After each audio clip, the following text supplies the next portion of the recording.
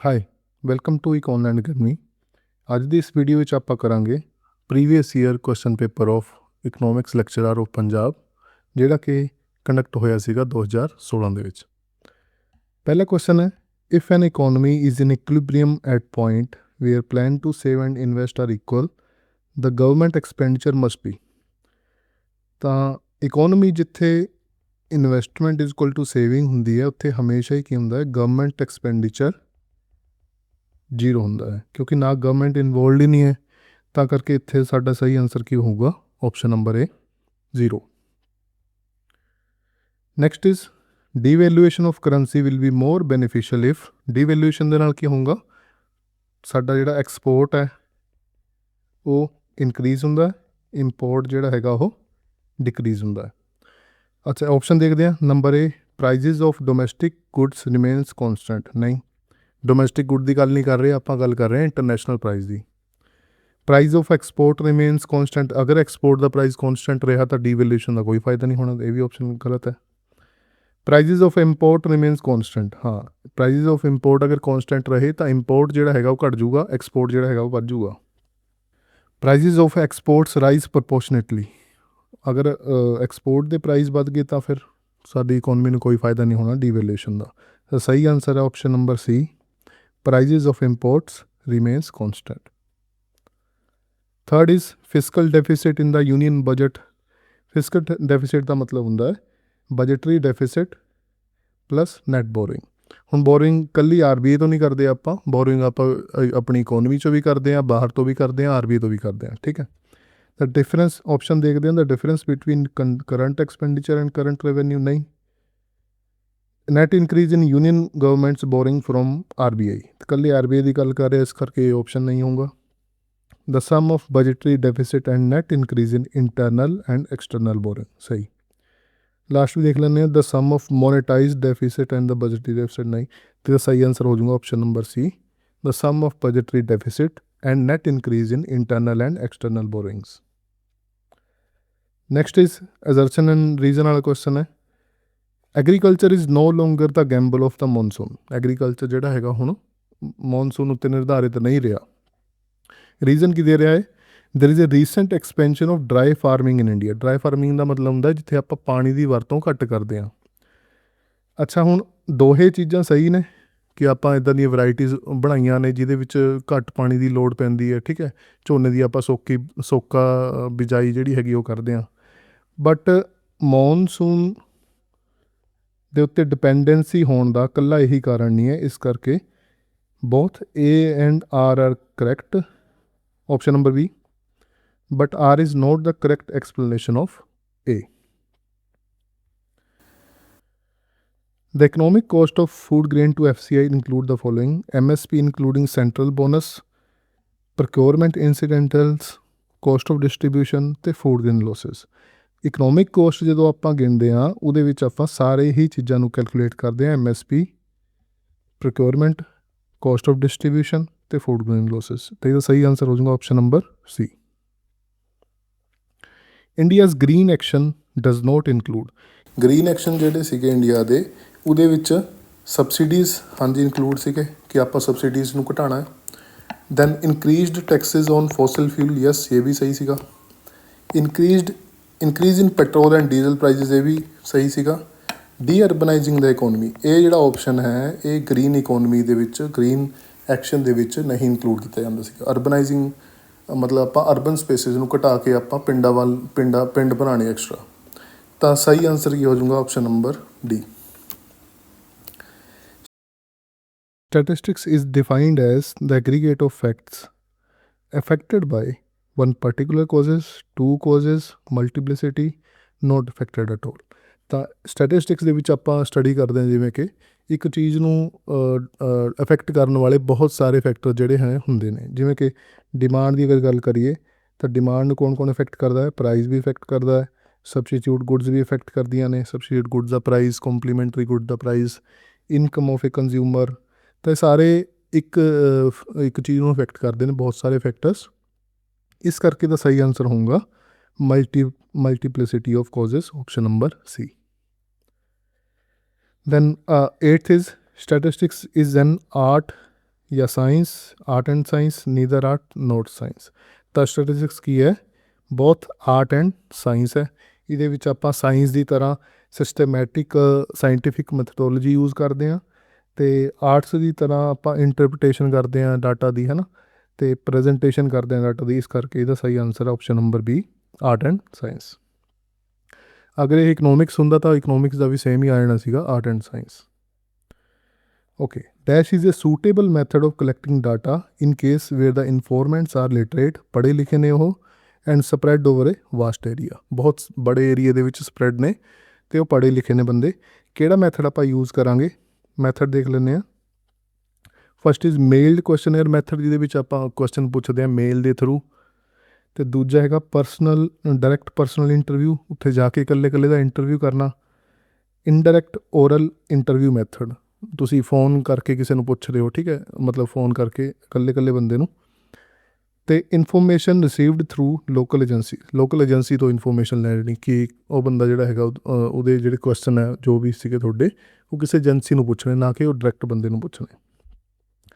ਤਾਂ ਇਹਦਾ ਸਹੀ ਆਨਸਰ ਆਊਗਾ ਆਪਸ਼ਨ ਨੰਬਰ ਏ, ਮੇਲਡ ਕੁਐਸਚਨੇਅਰ ਮੈਥਡ। ਕਿਉਂਕਿ ਇੱਕ ਤਾਂ ਤੁਹਾਡੇ ਜਿਹੜੇ ਬੰਦੇ ਨੇ ਜਿੱਥੋਂ ਡਾਟਾ ਲੈਣਾ ਉਹ ਵਾਸਟ ਏਰੀਆ ਦੇ ਵਿੱਚ ਫੈਲੇ ਹੋਏ ਨੇ, ਅਤੇ ਦੂਜੀ ਗੱਲ ਹੈ ਕਿ ਉਹ ਲਿਟਰੇਟ ਨੇ, ਪੜ੍ਹੇ ਲਿਖੇ ਨੇ।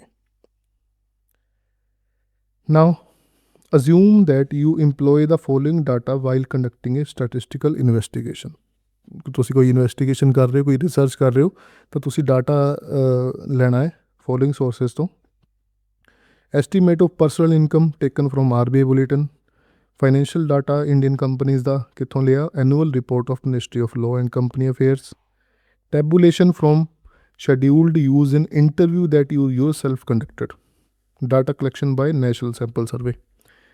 ਕੀ ਪੁੱਛਿਆ ਗਿਆ ਕੁਐਸਚਨ ਦੇ ਵਿੱਚ, which of the above is a primary data. Primary data ਕੀ ਹੁੰਦਾ ਹੈ, ਪ੍ਰਾਇਮਰੀ ਡਾਟਾ ਉਹ ਹੁੰਦਾ ਹੈ ਜਿਹਦੇ ਵਿੱਚ ਤੁਸੀਂ ਓਰੀਜਨਲ ਡਾਟਾ ਕਲੈਕਟ ਕਰਦੇ ਹੋ ਖੁਦ ਜਾ ਕੇ ਸਾਰਿਆਂ ਦੇ ਘਰੇ, ਜਿਵੇਂ ਸੈਂਸਸ ਜਿਹੜਾ ਹੈਗਾ is an prime example of primary data. Secondary data ਕਿਹੜਾ ਹੁੰਦਾ ਹੈ, ਜਿਹੜਾ ਐਗਜ਼ਿਸਟਿੰਗ ਡਾਟਾ ਹੈਗਾ, RBI ਦੀ ਵੈਬਸਾਈਟ 'ਤੇ ਤੁਸੀਂ ਜਾਓਗੇ ਤੁਹਾਨੂੰ ਐਗਜ਼ਿਸਟਿੰਗ ਡਾਟਾ ਮਿਲੂਗਾ, ਉਸ ਡਾਟੇ ਦਾ ਯੂਜ਼ ਤੁਸੀਂ ਕਰ ਰਹੇ ਹੋ, ਉਹ ਕੀ ਹੈ, ਸੈਕੰਡਰੀ ਡਾਟਾ। ਜਾਂ ਕਿਸੇ ਨਿਊਜ਼ਪੇਪਰ ਦਾ ਡਾਟਾ ਹੋ ਗਿਆ, ਠੀਕ ਹੈ। ਹੁਣ ਇਹਨਾਂ ਚਾਰੇ ਆਪਸ਼ਨਾਂ ਵਿੱਚ ਜਿਹੜਾ ਹੈਗਾ ਇੱਕੋ ਹੀ ਆਪਸ਼ਨ ਹੈ ਜਿਹਦੇ ਵਿੱਚ ਜਾ ਕੇ ਤੁਸੀਂ ਖੁਦ ਪਰਸਨਲ ਇੰਟਰਵਿਊ ਕਰ ਰਹੇ ਹੋ, ਠੀਕ ਹੈ, ਪ੍ਰਾਇਮਰੀ ਡਾਟਾ ਜਿਹੜਾ ਹੈਗਾ ਤੁਹਾਡਾ। ਬਾਕੀ ਸਾਰੇ ਕੀ ਨੇ, ਸੈਕੰਡਰੀ ਡਾਟਾ। ਸਹੀ ਆਨਸਰ ਹੋ ਜਾਊਗਾ ਆਪਸ਼ਨ ਨੰਬਰ 3, ਜਾਂ ਫਿਰ ਕਹਿ ਲਓ only 3, option B. Now which of the following is or are the basis of classification of data. Classification of data ਜਿਹੜੀ ਹੈਗੀ ਕਿਹੜੀ ਕਿਹੜੀ ਤਰ੍ਹਾਂ ਦੀ ਹੁੰਦੀ ਹੈ, ਜੋਗ੍ਰਾਫੀਕਲ, ਹਾਂਜੀ, ਕ੍ਰੋਨੋਲੋਜੀਕਲ, ਕੁਆਲੀਟੇਟਿਵ ਅਤੇ ਕੁਆਂਟੀਟਿਵ। ਸਾਰੇ ਸਹੀ ਹੈ, option number C is the right answer. Geographical ਦੇ ਵਿੱਚ ਆਪਾਂ ਲੋਕੇਸ਼ਨ ਦੇਖਦੇ ਹਾਂ, ਕ੍ਰੋਨੋਲੋਜੀਕਲ ਦੇ ਵਿੱਚ ਆਪਾਂ ਟਾਈਮ ਦੇ ਨਾਲ ਇਹਨੂੰ ਅਰੇਂਜ ਕਰਦੇ ਹਾਂ, ਕੁਆਲੀਟੇਟਿਵ ਦੇ ਵਿੱਚ ਆਪਾਂ ਐਟਰੀਬਿਊਟਸ ਦੇਖਦੇ ਹਾਂ। ਐਟਰੀਬਿਊਟਸ ਮਤਲਬ ਕਿ ਮੇਲ ਹੈ ਜਾਂ ਫੀਮੇਲ ਹੈ, ਐਵੇਂ ਤਰੀਕੇ ਦੇ ਨਾਲ, ਹੈ ਨਾ। ਕੁਆਂਟੀਟੇਟਿਵ ਦੇ ਵਿੱਚ ਆਪਾਂ ਨੂੰ ਕੁਆਂਟੀਟੇਟਿਵਲੀ ਨੰਬਰ ਦੇ ਵਿੱਚ ਡਿਨੋਟ ਕਰਦੇ ਹਾਂ ਡਾਟਾ ਨੂੰ। ਤਾਂ ਇਹਦਾ ਆਨਸਰ ਹੈ ਆਪਸ਼ਨ ਨੰਬਰ ਸੀ, ਸਾਰੇ। ਨਾਓ ਨੈਕਸਟ ਇਜ਼ ਰੋ heading in A table is cold. ਅੱਛਾ, ਟੇਬਲ ਜਿਹੜਾ ਹੈਗਾ, ਟੇਬਲ ਦੇਖਦੇ ਹਾਂ ਆਪਾਂ। ਟੇਬਲ ਦੇ ਵਿੱਚ ਰੋਜ਼ ਹੁੰਦੀਆਂ ਨੇ, ਰੋ ਨੰਬਰ 1, ਰੋ 2। ਇਹ ਰੋਜ਼ ਜਿਹੜੀਆਂ ਨੇ ਇਹਨਾਂ ਦੀ ਜਿਹੜੀ ਹੈਡਿੰਗ ਹੈ ਉਹਨੂੰ ਆਪਾਂ ਕੀ ਕਹਿੰਦੇ ਹਾਂ, ਸਟੱਬਸ, ਠੀਕ ਹੈ। ਸਹੀ ਆਨਸਰ ਕੀ ਹੋ ਜਾਊਗਾ, ਆਪਸ਼ਨ ਬੀ, ਸਟੱਬ। ਸਟਰਗਸ ਰੂਲ ਆ ਗਿਆ ਸਾਡੇ ਕੋਲੇ। ਸਟਰਗਸ ਰੂਲ ਕੀ ਕਹਿੰਦਾ, K is equal to 1 plus 3.322 log 10 n, ਠੀਕ ਹੈ ਜੀ। ਤਾਂ ਇਹਦਾ ਆਪਸ਼ਨ ਨੰਬਰ ਏ ਜਿਹੜਾ ਹੈਗਾ ਉਹ ਸਹੀ ਆਨਸਰ ਇਹਦਾ। n ਕੀ ਹੈ ਇੱਥੇ, ਸਾਈਜ਼ ਆਫ ਡਾਟਾ, ਅਤੇ K ਕੀ ਹੈ, ਨੰਬਰ ਆਫ ਕਲਾਸਿਸ। ਇਹ ਰੂਲ ਕੀ ਦੱਸਦਾ ਤੁਹਾਨੂੰ ਕਿ ਆਪਾਂ ਆਪਣੇ ਡਾਟਾ ਦੇ ਲਈ, ਜਿੰਨਾ ਵੀ ਸਾਡੇ ਕੋਲ ਡਾਟਾ ਪਿਆ ਹੈ, ਉਹਦੇ ਲਈ ਕਿੰਨੀਆਂ ਕਲਾਸਿਸ ਜਿਹੜੀਆਂ ਹੈਗੀਆਂ ਉਹ ਐਪਰੋਪ੍ਰੀਏਟਲੀ ਬਣਾ ਸਕਦੇ ਹਾਂ, ਬਣਾਉਣੀਆਂ ਹੈ। Then 14th is the magnitude of class I is given by. Magnitude of class ਪੁੱਛਿਆ ਹੋਇਆ। ਮੈਗਨੀਟਿਊਡ ਦਾ ਦੂਜਾ ਨਾਮ ਆਪਾਂ ਕੀ ਲਿਖਦੇ ਹਾਂ, ਕਲਾਸ ਵਿਡਥ। ਕਲਾਸ ਵਿਡਥ ਕੀ ਹੁੰਦੀ ਹੈ, ਮੈਕਸੀਮਮ ਜਿਹੜਾ ਕਲਾਸ ਦਾ ਸਾਈਜ਼ ਹੁੰਦਾ ਮਾਈਨਸ ਮਿਨੀਮਮ, ਠੀਕ ਹੈ। ਜਾਂ ਫਿਰ ਕਹਿ ਲਓ upper limit minus lower limit, तो सही आंसर हो जाएगा option number C. Then we have the algebraic sum of deviation of a given set of observation from their arithmetic mean. ये अर्थमैटिक मीन की एक बहुत इंपॉर्टेंट करैक्टरिस्टिक है कि अलजेब्रिक सम ऑफ डेविएशन कला लिखा होया है, स्क्वेयर्ड नहीं हैगा, याद रखियो। डेविएशन का सम की हुंदा हमेशा ही 0, तो बी जिहड़ा हैगा दा सही आंसर है। Then moving on towards the formula for calculating probable error का फॉर्मूला हुंदा है 0.6745 into 1 minus R square divide by √10, तो इसका सही आंसर हो जाऊगा option number C. Standard deviation is always dash mean deviation. Mean deviation का फॉर्मूला तुम देख रहे हो राइट साइड पे, sigma x minus x bar divide by N, तो स्टैंडर्ड डेविएशन का फॉर्मूला होंदा है x sigma x minus x bar the whole square divide by n. क्योंकि हुण राइट हैंड साइड तो देखो साडे कोले स्केयर है, तो स्केयर की टर्म हमेशा ही बड़ी होनी एब्सोल्यूट नालों, इस करके आप कह सकते हैं standard deviation is always greater than or equal to mean deviation. Now question number 18, relationship between Q1 Q2 Q3 and median। अच्छा, अगर आप डायग्राम बनाइए Q1 Q2 Q3 की, तो एवें दी बनूगी साडे कोल Q2 is equal to median हुंदा है, ये सानू पता ही होना सारिਆਂ ਨੂੰ। Q2 अगर मीडियन के बराबर है, अगर नहीं समझ पा रहे तो आप इदा करते हैं, आ ग्राफ बना लें, ठीक है, 0 0 हो जाता इत्थे। हुण देखो Q2 जिहड़ा हैगा सब तो छोटा होना, देन उस तो बड़ा होना Q1 सब तो छोटा होना, Q2 उस तो बड़ा होना, तो Q3 सब तो बड़ा होना। तो इस अकॉर्डिंग साडा ऑप्शन नंबर ए जिहड़ा हैगा वो सही है। Q1 is less than Q2 which is equal to median is less than Q3। Question number 19, the empirical relationship between mean median and mode for a moderately asymmetrical distribution is given by. इसका formula सानू दिता होया 3 median is equal to 2 mean plus mode, इस करके साडा option number सी जिहड़ा हैगा सही हो जाऊगा, 3 median minus 2 mean. 20th question, if the coefficient of quartile deviation is 0.6, quartile deviation is equal to 15, तो Q1 तो Q3 पता करने होंगे सानू। क्वार्टल डेविएशन की होंदी है जी, सानू पता है Q3 minus Q1 divide by 2 is equal to कितना दिता हुआ सानू, quartile deviation 15। Coefficient of quartile deviation कितनी दी हुई है, Q3 minus Q1 divide by Q3 plus Q1 is equal to 0.6। इनू सोल्व कर लाँगे, Q3 minus Q1 is equal to 30, equation number 1 बन जूगी। नीचे वाली इक्वेशन पुट करांगे इनू 30 divide by Q3 plus Q1 is equal to 0.6, या फिर तुसी कह लो 30 divide by 0.6 is equal to Q3 plus Q1। Solve out करांगे Q3 प्लस Q1 कितना आ जाऊगा साढ़े कोले, उपर एक 0 ला दो 50, ये बन गई साड़ी दूजी इक्वेशन। हूँ कुछ नहीं करना, दोनों सोल्व कर लेना तुसी। ये पहली इक्वेशन आ गई मेरी 50, ये दूजी आ गई 2Q3 is equal to 80। Q3 की वैल्यू आ गई 40। अगर Q3 की वैल्यू 40 है तो किसी भी इक्वेशन पुट करके देख लो, इस इक्वेशन पुट करता मैं Q1 is equal to 50 minus 40 is equal to 10, तो Q1 आ गया मेरा 10, Q3 आ गया मेरा 40, तो ऑप्शन नंबर ए जिहड़ा हैगा साडा सही आंसर है।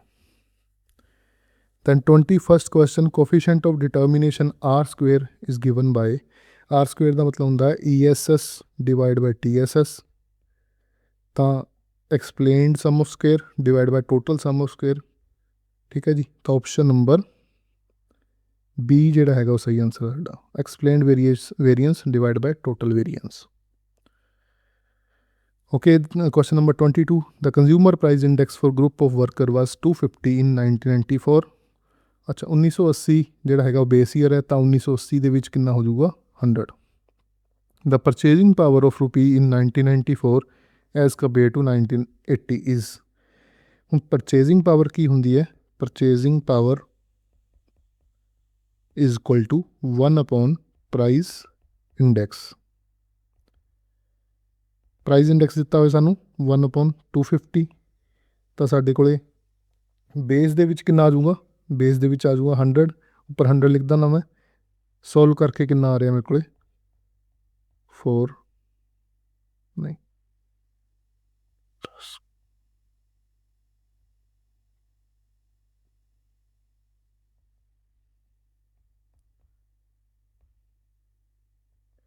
1 ਡਿਵਾਈਡ ਬਾਈ 2.5 ਜਾਂ ਫਿਰ ਇਹਨੂੰ ਲਿਖ ਸਕਦੇ ਆਪਾਂ 0.4, ਤਾਂ 0.4 ਆ ਜਾਊਗਾ ਮੇਰਾ ਸਹੀ answer, option number B 0.4. Okay, 23rd, mean of 20 value is 45. If one of these values were wrongly taken as 64 instead of 46, the corrected mean would be. ਇਸ ਕੁਐਸਚਨ ਨੂੰ ਸੋਲਵ ਕਰਨ ਵਾਸਤੇ ਸਿੰਪਲ ਇੱਕ ਤਰੀਕਾ ਹੈ ਕਿ ਮੀਨ ਦਾ ਫਾਰਮੂਲਾ ਲਿਖੋ, summation of x divide by n is equal to ਕਿੰਨਾ ਸਾਡੇ ਕੋਲੇ 45, ਐਨ ਦਿੱਤਾ ਹੋਇਆ ਹੈ 20, ਤਾਂ ਸਮੇਸ਼ਨ ਆਫ ਐਕਸ ਆ ਗਿਆ ਮੇਰੇ ਕੋਲੇ 45 into 20, 900.